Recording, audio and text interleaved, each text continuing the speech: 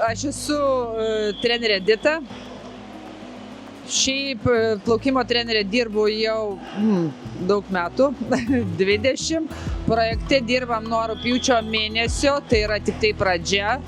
Trenerio darbas su vaikais jau pasirinkau, norėjau šito darbo jau senai, pirmoji klasė, nes pati sportavau ir visą laiką norėjau dirbti trenerė. Tai būtent ir atėjau į savo mėgiamą sporto šaką dirbti trenerę. Darbas su žmonėms su negalia dirbu pati jau 7 metus ir mano profilis daugiau su aklais ir silpnaregiais dirbti. Šitam projekte dirbame su įvairia negalią turinčius vaikais ir bandom pritraukti daugiau vaikų. Darbas su neįgaliais yra sunkesnis, jisai turi savo specifiką, prie kiekvieno reikia daug dėmesio skirti kiekvienam vaikui.